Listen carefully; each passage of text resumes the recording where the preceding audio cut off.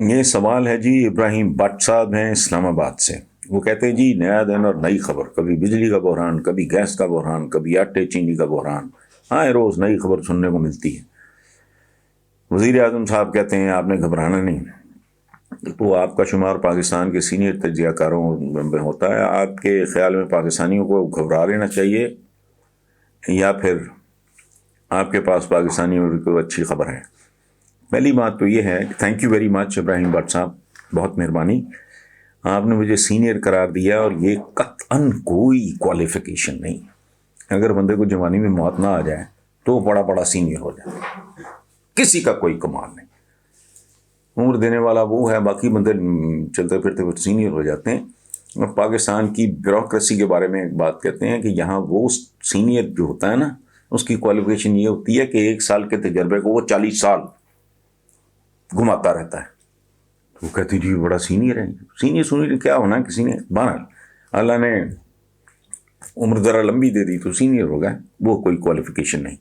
دوسری بات، آپ نے ایک ہی چیز کو کئی نام دے دیے. بجلی کا بحران ہے، مہنگائی ہے، گیس کا بحران ہے، آٹے کا بحران ہے، چینی کا بحران ہے. اس کا ایک ہی نام ہے،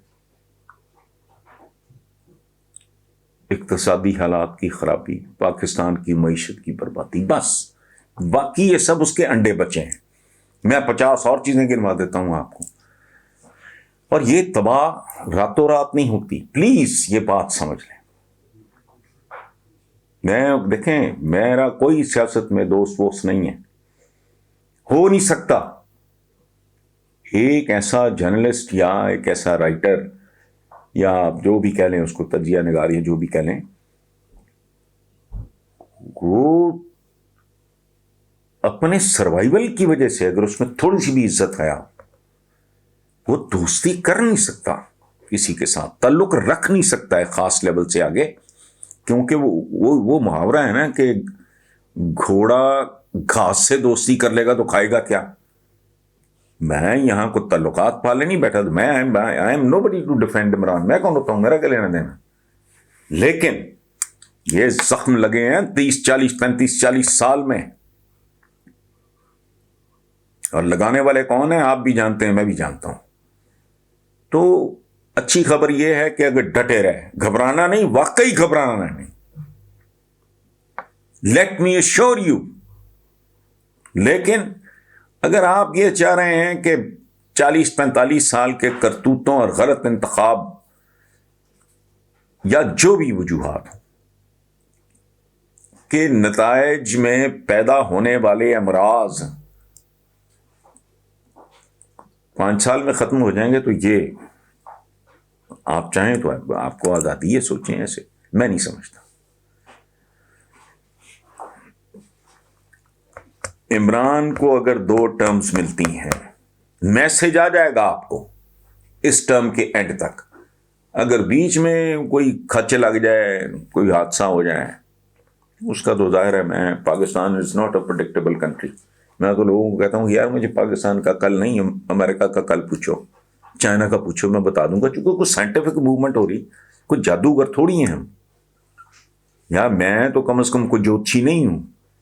جو چیز سائنٹیفکلی کوئی موو کر رہی ہوگی، جس کے پیچھے کو منطق چل رہی ہوگی، اس کے بارے میں تو بندہ کر سکتا ہے کہ اچھا یار یہ بچہ ہے، ہیلدی ہے، محنتی بھی ہے، فوکس بھی ہے، پڑھائی کو ٹائم بھی دیتا ہے، تو اس کا تو میں کیلکولیٹ کر سکتا ہوں. جس کا مجھے سمجھ ہی نہیں آ رہی، تو اس لیے میرا ذاتی اسیسمنٹ، اصلی اسیسمنٹ میں دوں گا یہ اس ٹرم کے اینڈ پہ. اور یقین کریں اگر میں کسی بھی وجہ سے یہ کس بات پہ کنونسڈ ہوا کہ نہیں یہ ان کے بس کی بات نہیں، تو آپ دیکھ لیں گے میں کیا کرتا ہوں. میں نے تو جن کے لیے جیلیں کاٹی ان کی مخالفت میں زندگی گھال دی. محترمہ بے نظیر بھٹو پیپلز پارٹی کے لیے پتہ نہیں کیا کیا بھگتا تھا. جب بات سمجھ میں آ گئی کہ نہیں ان تیلوں میں تیل نہیں ہے، وڈرا کر دیجیے. اس کے بعد کیا ہے میرے ریڈرز تو جانتے ہیں، آپ کا مجھے نہیں پتا. اقدس نذیر ہیں لاہور سے. وہ کہتے ہیں جی پی ٹی آئی کے سابق رہنما جسٹس ریٹائرڈ وجیہ الدین کی جانب سے الزام عائد کیا گیا تھا کہ جہانگیر ترین عمران خان کو گھر چلانے کے لیے ماہانہ 50 لاکھ روپے دیتے تھے. آپ کے خیال میں سابق رہنما کے اس الزام میں کتنی حقیقت ہے؟ آپ کا بھی تحریک انصاف کے درینہ رہنماؤں بالخصوص جہانگیر خان ترین سے گہرا تعلق ہے. کیا آپ سمجھتے ہیں کہ جہانگیر ترین عمران خان کو واقعی خرچہ دیتے تھے؟ دیکھیں اکبر صاحب، ایک بات پہلے میں آپ کو بتا دوں، میرا تعلق بالکل اس میں کوئی شک نہیں، بٹ میری زندگی میں کوئی تعلق، چاہے میری اولاد ہو،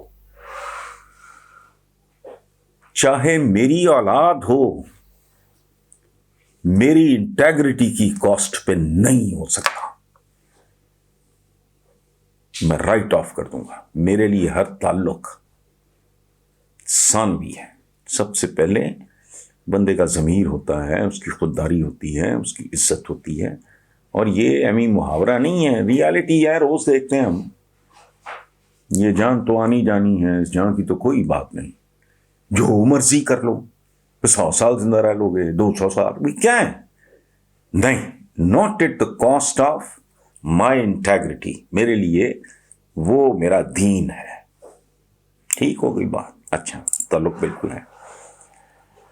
اور ایک بات میں آپ کو بتاؤں، یہ بہت ناجائز ہوگا، بہت گھٹیا پن ہوگا کہ جہانگیر ترین صاحب کی تردید کے بعد بھی کوئی بندہ یہ سوچے. اس کی وجہ ہے جہانگیر ترین کے تعلقات تو کب کے اجڑ چکے ہو. اچھا، دیٹس ناٹ امپورٹنٹ. اگر اس بات میں رتی برابر بھی سچائی ہوتی تو کیا سوٹ کرتا جہانگیر ترین کو؟ خاموشی. He didn't have to go out of his way to contradict. نہ کوئی تعلق رہ گیا، نہ کوئی گل، نہ کوئی بات. جب کی بات کر رہے ہیں تب عمران خان وزیر اعظم بھی نہیں تھا. تو وہ چونکہ ایک آنریبل آدمی ہے، رسپیکٹیبل آدمی ہے، بہت پڑھا لکھا آدمی ہے، فوکسڈ آدمی ہے، بہت محنتی آدمی. میں بہت عزت کرتا ہوں محنت کرنے والوں کی، جو اپنے کام کے ساتھ انصاف کریں. مجھے بہت اچھی طرح یاد ہے، میں آپ کو بتا بھی دیتا ہوں بیک گراؤنڈ. پاکستان کے سپر سٹارز ہوتے تھے سنتوش کمار صاحب، میں سنتوش بھائی کہتا ہوں ان کو، درپن صاحب. اپنے زمانے میں جتنا عروج ان لوگوں نے دیکھا ہے شاید ہی کسی کو. درپن صاحب کی اہلیہ تھی نیر بھابی، نیر سلطانہ ان کا نام تھا. تو سبیہ خانم تھیں سنتوش بھائی کی اہلیہ، سبیہ بھابی کہتے تھے ان کو، آج بھی.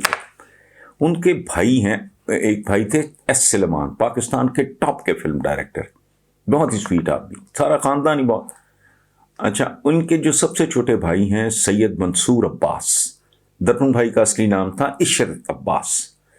تو میرا ان کے ساتھ، چونکہ منصور میرا بہت پیارا بہت پرانا دوست ہے. سو منصور was once associated with Jahangir ترین جب جہانگیر ترین یہ سندر انڈسٹریل اسٹیٹ بنا رہے تھے. میں نے جس طرح اس آدمی کو کام کرتے دیکھا ہے، وہ بہت بڑا انڈسٹریلسٹ ہے اور یہ ہے اور سب کچھ، مزدوروں کی طرح کام کرتے دیکھا میں نے. اس طرح کہ وہ واپسی پہ میرے پاس رک کے جاتے تھے. میرا گھر ہے، ایک فارم ہاؤس ہے سندر رائے ونڈ روڈ پہ، جو ملتان روڈ سے وہ رائے ونڈ کو جاتی ہے، اس کے اوپر ہے سندر انڈسٹریل اسٹیٹ. وہیں میں نے ایک چھوٹا سا گاؤں کچھ دوستوں کو مشتمل آباد کیا تھا، اس کا نام ہے بیلی پور. میرا گھر وہاں تھا، اب بھی ہے، لیکن ہم بچوں کی تعلیم کے لیے ذرا ہمیں ادھر کھسکنا پڑ جائے. تو جو حال ہوتا تھا منصور کا بھی اور جہانگیر ترین کا بھی، تو میں سوچتا تھا کہ پروردگار اس آدمی کو اللہ پاک نے کیسا دل دیا ہے کہ جو ایک کام کر رہا ہے اس کو اپنا ذاتی کام سمجھ کے کر رہا ہے. ٹھیک، اس پارٹی کے لیے اس نے بہت کچھ کیا. اور اب جہانگیر ترین جیسا آدمی تعلقات کی کشیدگی یا خاتمے کے بعد باہر بیٹھ کے یہ کہہ رہا ہے کہ نہیں بھائی یہ غلط ہے، میں نے کبھی 1 روپیہ بھی نہیں دیا، تو میں نہیں کسی کی سنتا، الٹا غصہ چڑھے گا میرے جیسے بندے کو. اور ایک آخری بات میں آپ کو بتاؤں گا، اس سے بڑی بےہودہ بات ہو ہی نہیں سکتی. یا معصومیت میں جج صاحب کنفیوز کر گئے ہیں پارٹی پہ ہونے والے خرچ کو عمران خان کے خرچ کے ساتھ. عمران خان کا خرچ 50 لاکھ ہو ہی نہیں سکتا. اور یہ بات ان دونوں کی ہے between the two marriages. Reham کے ساتھ ان کی انفارچونیٹلی بہت جلدی ختم ہو گیا. تو تھرو آؤٹ وہ اکیلا آدمی، نہ اس کا ایشو کپڑا، نہ اس کا ایشو جوتا. ہمارے کامن فرینڈ تو خیر میں نہیں کہتا، میرے دوست ہیں اور عمران کے بھی دوست. تو میں عمران کو دوست، میں نے کبھی، آپ جانتے ہو میں نے کبھی یہ نہیں کہا. شناسائی ہے ہماری، جان پہچان ہے، نتھنگ مور.